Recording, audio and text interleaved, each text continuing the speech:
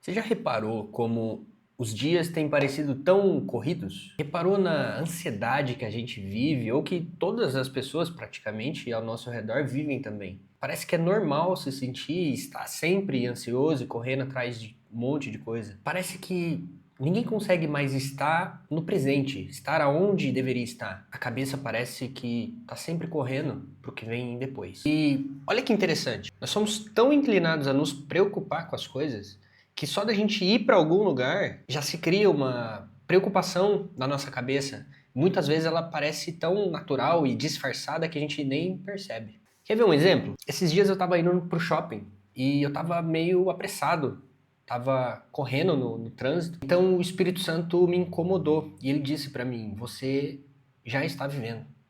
Você não precisa chegar onde você quer chegar para viver." E isso me impactou bastante, porque não é só sobre chegar a um lugar, não é sobre o shopping que eu queria chegar mais rápido, mas me veio uma forte sensação de que a gente vive sempre correndo e sempre com pressa e sempre preocupado e numa sociedade muito ansiosa, entre vários motivos que a gente sabe que é bastante complicado, mas também porque não é só sobre o lugar que a gente quer chegar, mas sobre um padrão de vida muito maior. Repara só, a gente vive sempre buscando algo, sempre almejando algo e sempre querendo conquistar coisas, sempre querendo chegar a algum lugar. Só que sem perceber, isso cria naturalmente uma ansiedade, porque isso dá a sensação de que só quando a gente chegar nesse lugar que a gente busca, seja o que for, que a gente vai verdadeiramente ser feliz. Como se até chegar nesse lugar, até encontrar o que a gente busca, faltasse algo. Só que o problema é que essa busca parece nunca terminar. Porque quando você acaba chegando ou conquistando o que você buscava, não dá nem para aproveitar direito e você já tá pensando no próximo destino. Vira um padrão de vida, percebe?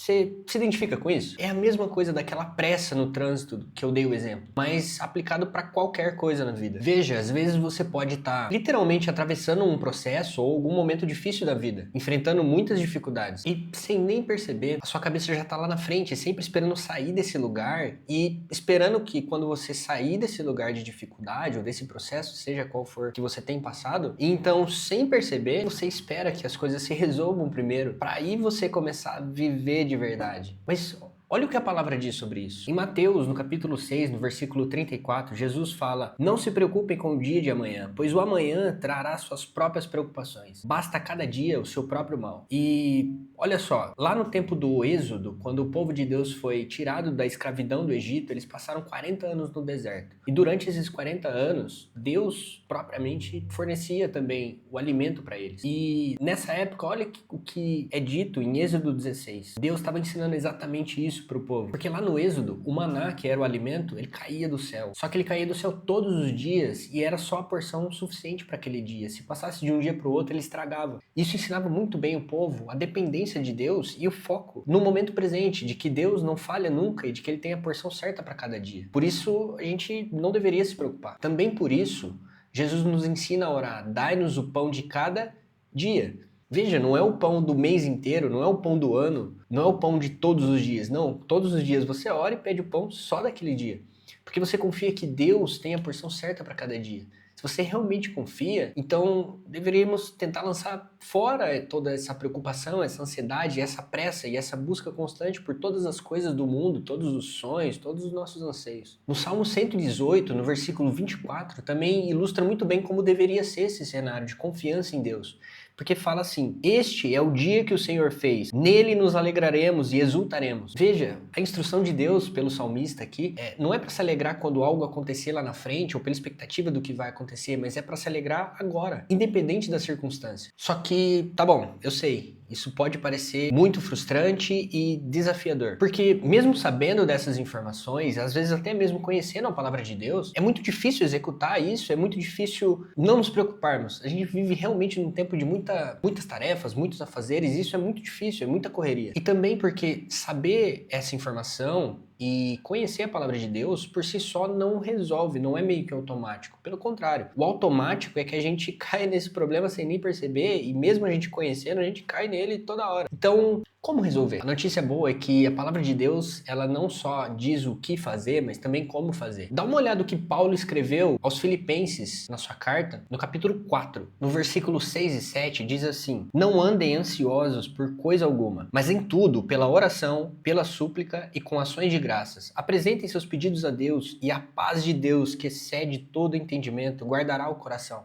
e a mente de vocês em Cristo Jesus. A ansiedade, a preocupação se vence entregando a Deus, não lutando contra ela ou só aceitando que a vida é assim mesmo e permanecendo preocupado o tempo todo. Repara que Paulo deixou 3 instruções específicas. A primeira é a oração. A oração é esse processo de conhecer mais o Pai. Também para levar os pedidos, os anseios do coração até Ele e confiar que Ele tem o melhor para o dia de hoje e que Ele sabe o que está fazendo e que Ele, além de nunca perder o controle, ele também nunca falha. Na Bíblia tem muitas histórias, são 66 livros e não tem uma história onde Deus falhou. Não tem uma previsão que ele errou. Então, devemos orar e colocar todos os pedidos e também tentar conhecê-lo por meio da oração. Recapitular, sabe? Lembrar de tudo que ele tem feito, de tudo que ele faz e de tudo que ele fez ao longo das histórias da Bíblia, justamente pra gente perceber que também é confiar de que ele tem o melhor pra você, mesmo que a gente não entenda o porquê. Depois vem a súplica, que é o processo de abrir o coração de verdade com Deus, colocar tudo que dói, ser realmente muito sincero com relação a tudo que tá no nosso coração pra Deus, é entregar tudo e esperar que Ele faça o que precisa ser feito. E é entregar de verdade mesmo. Tudo que aflige é aceitar que, colocando nas mãos dele, Ele pode fazer muito melhor do que a gente pode. E a gente não consegue lidar com todas as coisas da vida sozinhos. E por último, ação de graças, que é olhar para tudo que a gente já tem, tudo que Ele já nos deu, tudo que a gente ganhou por meio da graça, porque a gente, na verdade, não merecia nada e a gente tem muitas coisas boas acontecendo. Mesmo que a gente tenha passado por dificuldades, mesmo que tenha situações que, às vezes, nos deixam muito tristes e para baixo, ou desconfiando de que Deus realmente tem o melhor para nós, ou de que Ele pode fazer alguma coisa sobre aquela situação. Mas olhar para isso dessa forma e começar a agradecer por tudo que a gente tem, isso mostra quanto o amor de Deus é grande, porque mesmo sem merecer nada, nós estamos sob um cuidado maravilhoso de Deus o tempo todo. Só que é muito difícil perceber essas coisas boas e todo esse cuidado, esse zelo, esse amor que, na verdade, é constante o tempo todo, mesmo sem a gente merecer. A gente dá um monte de mancada todo dia, porque a gente fica olhando para as coisas e buscando coisas o tempo inteiro e se sentindo insatisfeito o tempo inteiro, achando que falta alguma coisa e sempre com essa frustração constante, justamente porque a gente precisa parar para agradecer, parar para orar, parar para entregar para Deus o que é realmente a tarefa de Deus e começar a cuidar do que cabe a nós e deixar para Deus o que é o trabalho de Deus. Essa combinação é exatamente o que nos coloca de volta no presente e torna possível que Deus traga aquela paz que excede todo entendimento, que, como o próprio nome diz, como é descrito aqui por Paulo em sua carta, é algo que, independente das circunstâncias, se você fizer esse processo, se você começar a se entregar mais, você vai ver que, independente das circunstâncias, há uma paz que brota no seu coração. E isso realmente excede todo entendimento, porque às vezes não faz sentido e você vai perceber isso. Porque é necessário que você viva o hoje, não como se precisasse resolver o amanhã, mas o amanhã você entrega pra Deus, porque é problema dele resolver. E você foca no hoje, no agora, no que tá nas suas mãos. A sua parte é ser fiel naquilo que Deus confiou pra você hoje.